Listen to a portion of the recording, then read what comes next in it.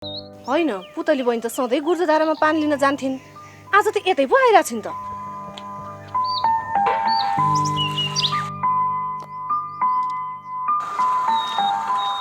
पुतली बहिनी सधैँ गुर्जोधारामा पानी भर्न जान्थ्यौ, आज त यहाँ पानी भर्न आएछ त। त्यो गुर्जोधारा टाढा पनि छ, फेरि पानी भर्नेको लाइन पनि हुने, अनि त्यही भएर यहीँ आएँ कि म त। तपाईँसँग गफ पनि गर्न पाइन्छ नि।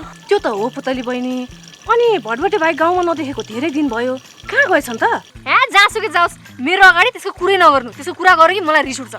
साँच्चै पुतली बहिनी, तिमीले आफ्नो मनबाट भटभटे भाइलाई हटाएकै हो त? खै दिदी, मलाई थाहा छैन। छाडिदिनुहोस् त्यसको कुरा, त्यसको कुरै नगर्नु के। तर पुतली बहिनी, जस्तो भए पनि श्रीमान हो, यति साह्रो भटभटे भाइदेखि निष्ठुरी नबन्द्या भए पनि हुने। दिदी, मलाई त्यसको कुरै नगर्नु के।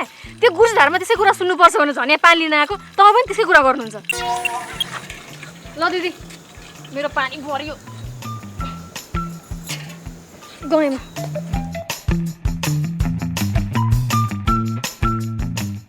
होइन, यो पुतली बहिनीको मन त पुरै एकरो भइसक्यो रहेछ त। भटभटे भाइको कुरा गरेको त सुन्नै खोज्दिनन्। पुतली बहिनी, ए पुतली बहिनी, यसरी नभड्क्यौ है। जस्तै भए पनि भटभटे भाइ तिम्रो श्रीमान हो। ड्याडी मम्मीको कुरा सुनेर मन नबिगार।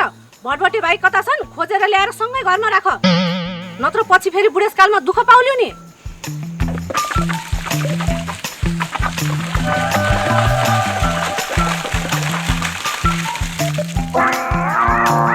तपाईँको घरको धाराको पानी चाहिएको छैन मलाई। बरु म गुर्जोधारामै गएर पानी थाप्छु। रिस उठ्ने भयो, अब रिसाएर पानी फालेर गयौँ। मैले त झन् बुढाबुढीको मिलन होस् भनेर मिलाउन खोजेको, अब मिल्नै चाहँदैनन् भने मैले के गर्नु? मलाई मात्र के मतलब?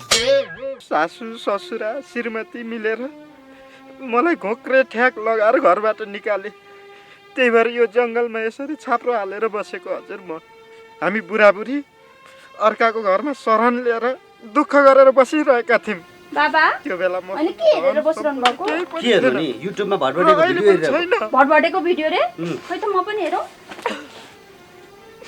एक दिन सासू ससुरा आँधी हुरी जसरी आएर हामी बसेको घर जग्गा सबै किनिदिनु भयो र मलाई घोक्रे ठ्याक लगाएर घरबाट निकालिदिनु भयो। हो, यस्तो दुःख कति हेरिरहनु? कस्ता सास ससुरा रहेछन् है। उहाँको एउटा ज्वाइँलाई पनि घरबाट निकालिदिने।